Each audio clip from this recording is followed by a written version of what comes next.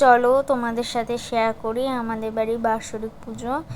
এই হচ্ছে মা কালী, নতুন মূর্তি আনা হয়েছে আর অনেক মালা পেয়েছে এবছর, তো মালা দিয়ে সুন্দর করে সাজানো হয়েছে। পুরোহিত দাদু এসেছে, পুজো করা শুরু করেছে।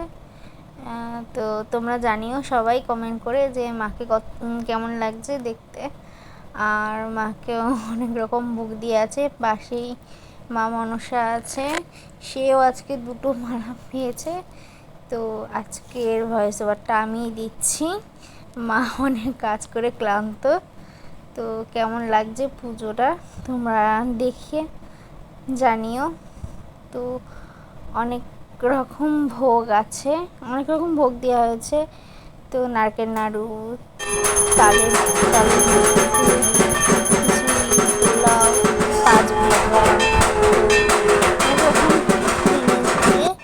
মাকে সাজানো গুছিয়েছে।